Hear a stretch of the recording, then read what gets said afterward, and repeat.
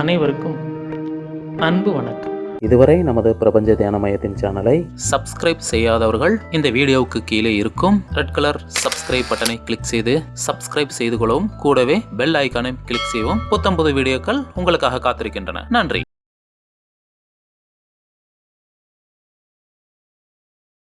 அனைவருக்கும் அன்பு வணக்கம்.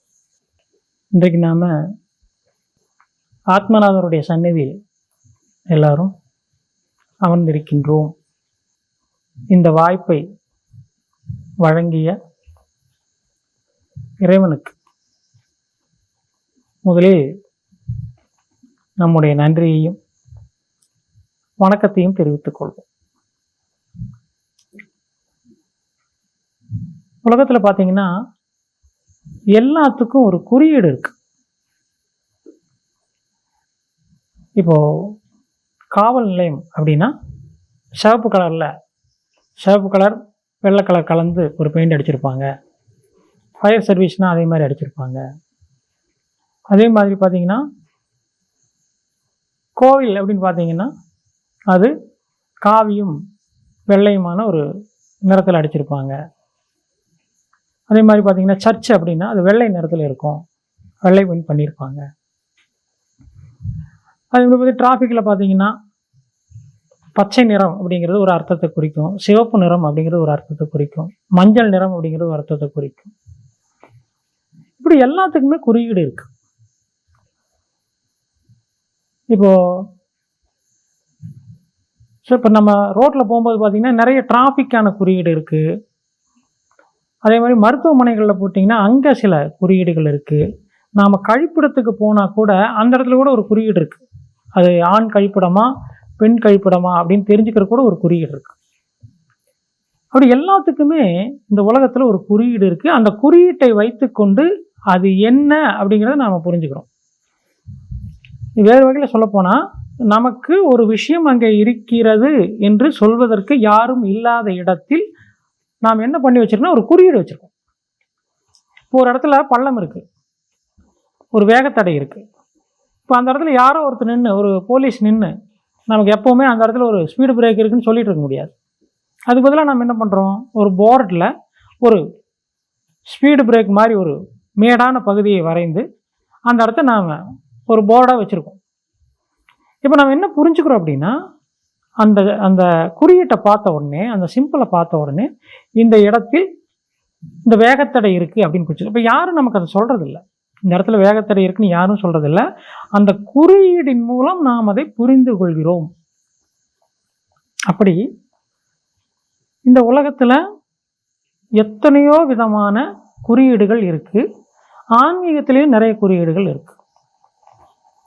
அதில் மிக முக்கியமானது பார்த்தீங்கன்னா ஆன்மீகத்தில் 3வது கண் அப்படின்னு ஒரு குறியீடு இருக்குது. இப்போ சிவலிங்கத்தில் சிவபெருமானுடைய படத்துல எல்லாம் பார்த்தீங்கன்னா அந்த கண்ணை ஒரு சிம்பிளாக குறிப்பிடுவாங்க. நாம் என்ன புரிஞ்சுக்கிறோம் அப்படின்னா அந்த இடத்துல ஒரு கண் இருக்குது அப்படின்னு புரிஞ்சுக்கிறோம். நமக்கு எப்படி 2 கண் இருக்கோ அதே மாதிரி இன்னொரு கண்ணும் இருக்குது அப்படிங்கிற மாதிரி புரிஞ்சுக்கிறோம். அது அப்படி கிடையாது. இப்போ எப்படி ஒரு ஸ்பீடு பிரேக்கு அல்லது ஒரு பாலம் இருக்கும்போது அதை போர்டுன்னு நாம் புரிஞ்சுக்கிறது இல்லை. அதை ஸ்பீடு பிரேக்கு, ஒரு பாலம், ஒரு ரயில்வே கேட்டுன்னு தான் நம்ம புரிஞ்சுக்கிறோமே தவிர அங்கே இருக்கிறது ஒரு விளம்பர தட்டி அப்படின்னு நம்ம புரிஞ்சுக்கிறது இல்லை.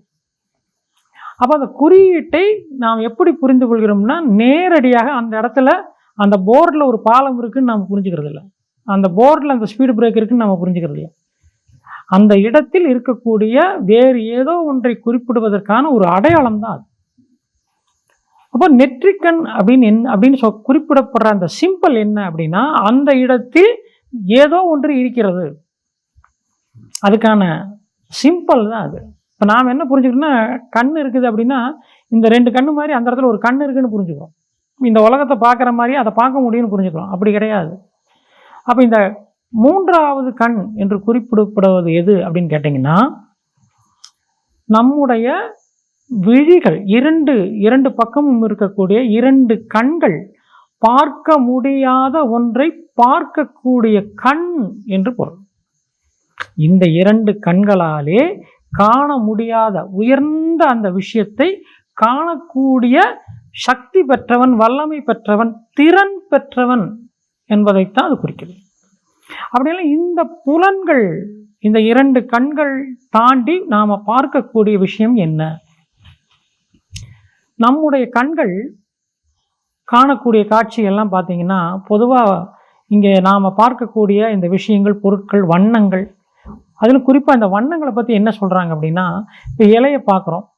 இலை நாம் என்ன புரிஞ்சுக்கிறோம் அப்படின்னா, அந்த இலை பச்சை நிறமாக இருக்கிறது. அதே மாதிரி வானத்தை பார்க்குறோம், வானம் நீல நிறமாக இருக்கிறது. அதே மாதிரி பார்த்திங்கன்னா ஒரு சிவப்பு வண்ண ஒரு மண் பாண்டத்தை நம்ம பார்க்குறோம், அல்லது ஒரு ரத்தத்தை பார்க்குறோம், அது சிவப்பாக தெரியுது.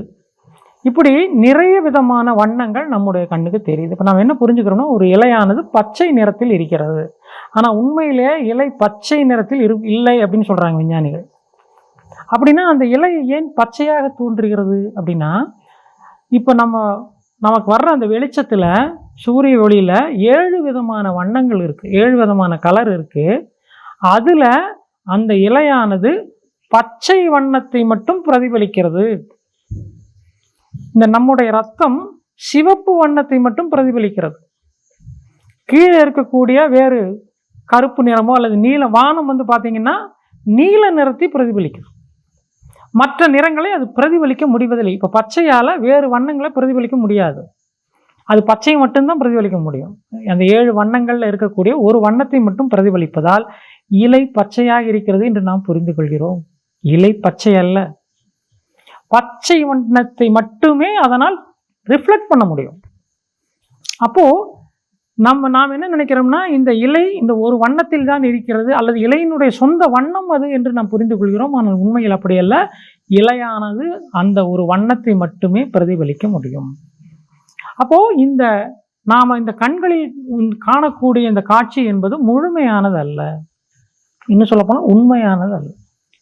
நம்முடைய கண்களால் நாம் பார்க்கக்கூடிய விஷயங்கள் என்ன ஆகுது அப்படின்னு கேட்டிங்கன்னா, நம்முடைய கண்களுடைய லென்ஸ் வழியாக நம்முடைய மூளைக்கு போகுது. அந்த மூளை ஒரு ப்ராசஸர். அந்த மூளை என்ன பண்ணுதுன்னா, அந்த ப்ராசஸர் என்ன பண்ணுதுன்னா, நமக்கு கண்களுக்கு உள்ளே போன அந்த விஷயத்தை ப்ராசஸ் பண்ணுது. எப்படி ப்ராசஸ் பண்ணுது? ஏற்கனவே நீங்கள் ஒரு ஸ்பீடு பிரேக்கினுடைய படத்தை பார்த்துட்டீங்க. அதை எங்கே பார்த்தாலும் இந்த கண்கள் அந்த மூளைக்கு அனுப்பி அந்த மூளையை ப்ராசஸ் பண்ணி சொல்லிகிட்டே இருக்கும், இது ஸ்பீடு பிரேக்குன்னு சொல்லிகிட்டே இருக்கும். ஏதாவது ஒருத்தர் நீங்கள் ஹெல்மெட் இல்லாமல் போட்டு வண்டி ஓட்டிகிட்டு போகும்போது அது காக்கி பேண்ட்டும் ஒயிட் ஷர்ட்டும் இருந்ததுன்னா நீங்கள் உடனே அலர்ட் ஆகிடுவீங்க. ஏன்னா அந்த கண்கள் வழியாக அந்த செய்தி உள்ளே போய் இந்த மூளை ப்ராசஸ் பண்ணி சொல்லிடும், அங்கே காவல் அதிகாரி நிற்கிறார் அப்படின்னு சொல்லிவிடும், நீங்கள் உடனே அலர்ட் ஆகிடுவீங்க. அப்போ இந்த மூளை என்ன பண்ணுது அப்படின்னு கேட்டிங்கன்னா, வெளியே வரக்கூடிய இந்த காட்சிகளை ப்ராசஸ் செய்வது மட்டும்தான் அதனுடைய வேலை. அதை தாண்டி அதுக்கு எதுவும் தெரியாது. இப்போ இந்த 2 கண்களுடைய வேலை என்ன? நம்ம முன்னால் இருக்கக்கூடிய ஒரு பகுதியை பார்ப்பது. இன்னும் இது வேறு விதமாக சொல்லணும் அப்படின்னா, நாம் என்ன நினைக்கிறோம், இந்த உலகத்தில் இருக்கக்கூடிய எல்லா விஷயங்களையும் நம்மளால் பார்க்க முடியுதுன்னு நினைக்கிறோம். ஆனால் உண்மையில் என்ன நடக்குதுன்னா, உங்களால் ஒரு நேரத்தில் ஒரே ஒரு விஷயத்தை தான் பார்க்க முடியும். எந்த விஷயத்தை பார்க்குறீங்க? இப்போ உதாரணமாக, இப்போ நீங்கள் டிவி பார்க்குறீங்கன்னு வச்சுக்கோங்க. டிவி அல்லது சினிமா பார்க்குறீங்கன்னா, இப்போ ஒரு பாடல் காட்சி வருது.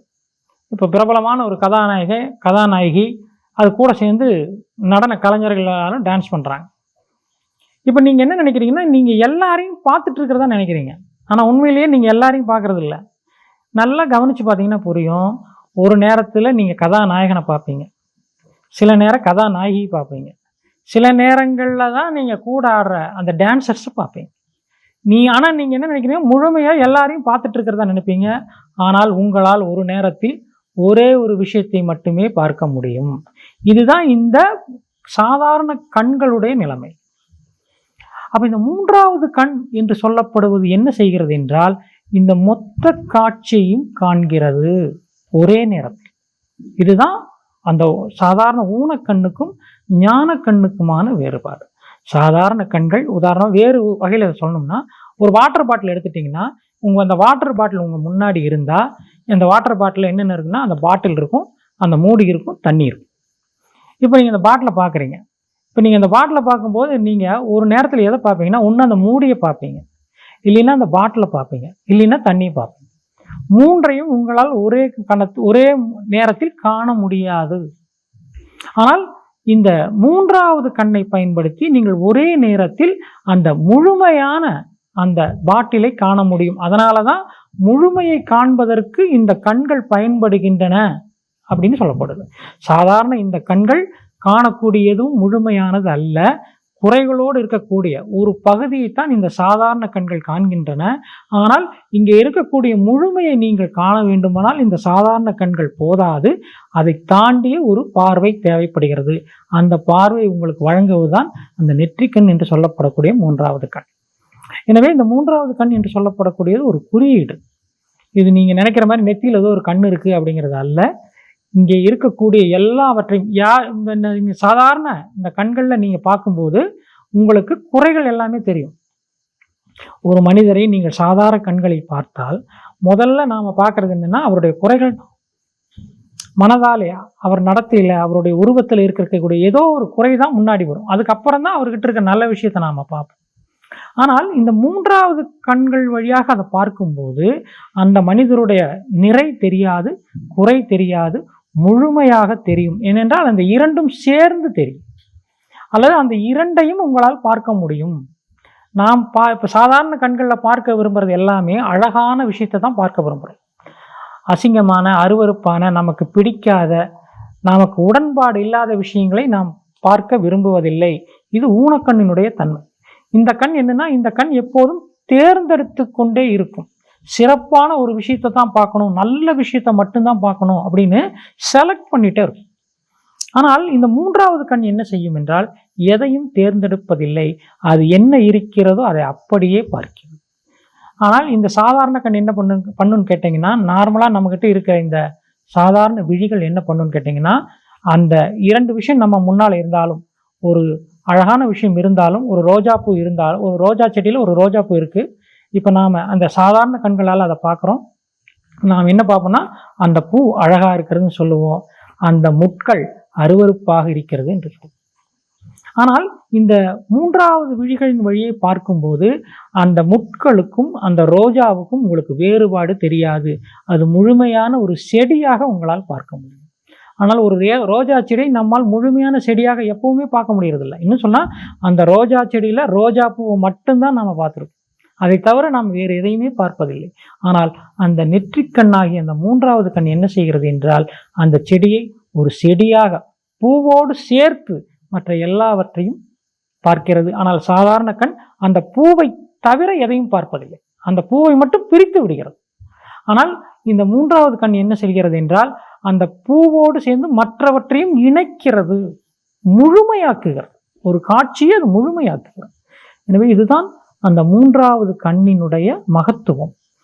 எனவே அந்த மூன்றாவது கண் என்பது என்னவென்றால், அந்த குறியீடு என்னவென்றால், சாதாரண இந்த ஊனக்கண்கள் பகுத்து கொண்டே இருக்கின்றன, பிரித்து கொண்டே இருக்கின்றன, இதை வேறுபடுத்தி கொண்டே இருக்கிறது. இது நல்லது, இது கெட்டது என்ற பிரிவினையை உண்டாக்கி கொண்டே இருக்கிறது. ஆனால் இந்த நெற்றிக்கண்ணானது என்ன செய்கிறது என்றால் இந்த பிரிவினை எல்லாம் ஒன்று சேர்க்கிறது. இரண்டுமே ஒன்றுதான். அந்த ரோஜா செடியில் இருக்கக்கூடிய அந்த பூவுக்கு காரணம் அந்த செடிதான், அந்த ரோஜா பூவை பாதுகாப்பது அந்த முள்தான். எனவே அதனுடைய நன்மையான பகுதியையும் காண்பது.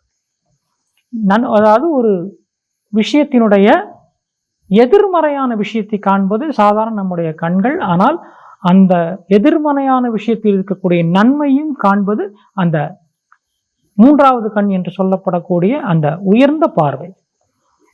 ஏன் இந்த இரண்டு விழிகளுக்கும் மத்தியில் இந்த மூன்றாவது விழி இருப்பதாக நாம் குறிப்பிடுகிறோம், குறியீடு வைக்கிறோம் என்றால் இரண்டு பக்கமும் சாராமல் இருப்பது. ஏன் நமக்கு ரெண்டு கண்கள் கொடுக்கப்பட்டிருக்குன்னா இருமையை காண்பதற்காக.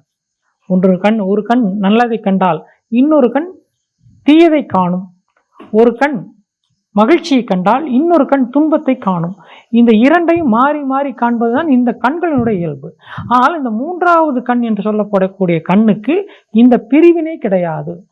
இந்த மூன்றாவது கண் இருக்கக்கூடிய ஒரு திறந்திருக்கக்கூடிய செயல்படக்கூடிய ஒரு மனிதரைத்தான் நாம் யோகி என்கிறோம். ஒரு யோகி என்பவன் இன்ப துன்பத்தை இரண்டாக பிரிக்காமல், பகுக்காமல், அதை உடைக்காமல் முழுமையாக இருப்பதை அப்படியே காணக்கூடிய வல்லமை உள்ளவன். எனவே ஒரு யோகிக்கு இன்ப துன்பம் இல்லை, ஆனால் ஒரு சாதாரண மனிதருக்கு இன்ப துன்பம் இருக்கிறது. காரணம் என்னவென்றால் இந்த மனிதன் பிளவுபடுத்தக்கூடிய, இரண்டு புறங்களிலும் பிரியக்கூடிய கண்களால் அதை காண்கிறான். ஆனால் ஒரு யோகி பிளவுபடாத ஒற்றை கண்ணால், ஒற்றை பார்வையால் அதை பார்க்கிறான். எனவே இரண்டாக நீங்கள் பிரிக்கும் போது அது இடது வலது என்று பிரிகிறது, நன்மை தீமை என்று பிரிகிறது, இரவு பகல் என்று பிரிகிறது, இறப்பு பிறப்பு என்று பிரிகிறது, சொர்க்கம் நரகம் என்று பிரிக்கிறது, மகிழ்ச்சி துன்பம் என்று பிரிக்கிறது. ஆனால் இந்த ஒருமையான கண்ணில் பார்க்கும்போது அது முழுமையாக தெரிகிறது. துன்பம், பிறப்பும் இறப்பும், மகிழ்ச்சி, இன்பம், ஆரோக்கியம், நோய் எல்லாமே ஒன்றோடு ஒன்று பொருந்தி இருப்பதாக, ஒன்றுக்குள் ஒன்று கலந்திருப்பதாக அந்த ஒற்றை பார்வையில் நீங்கள் காண முடியும். எனவே இதுதான் நெற்றிக்கண்ணினுடைய குறியீட்டினுடைய ரகசியம். எனவே நெற்றிக்கண் என்றால் ஏதோ இந்த சாதாரண ஊனக்கண்ணை போல அது ஒரு கண், அதற்கும் பார்வை உண்டு, அதனால் காண முடியும் என்பதைப் போல நாம் புரிந்து கொள்கிறோம். ஆனால் அது ஒரு குறியீடு. என்னவென்றால் இந்த சாதாரண கண்கள் பிளவுபடுத்தக்கூடியவற்றை, இந்த சாதாரண கண்கள் எல்லாவற்றையும் உடைக்கிறது, ரெண்டாக பிரிக்கிறது. ஆனால் அந்த நெற்றிக்கண் என்று சொல்லப்படக்கூடியது இந்த ரெண்டாக பிரிந்த எல்லாவற்றையும் முழுமையாக்கி ஒன்றாக்குகிறது. இதுதான் நெற்றிக்கண்ணினுடைய குறியீட்டினுடைய ரகசியம். அனைவருக்கும் நன்றி. இந்த வீடியோ உங்களுக்கு பிடித்திருந்தால் லைக் செய்து உங்கள் நண்பர்களுக்கு ஷேர் செய்யவும்.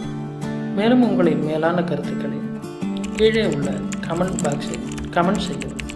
மேலும் 9566293484 என்ற எண்ணிற்கு வாட்ஸ்அப்பில் தொடர்பு கொண்டு தகவல்களை பெறவும், உங்களது கருத்துக்களையும் தெரிவிக்கவும். அனைவருக்கும் நன்றி. வணக்கம்.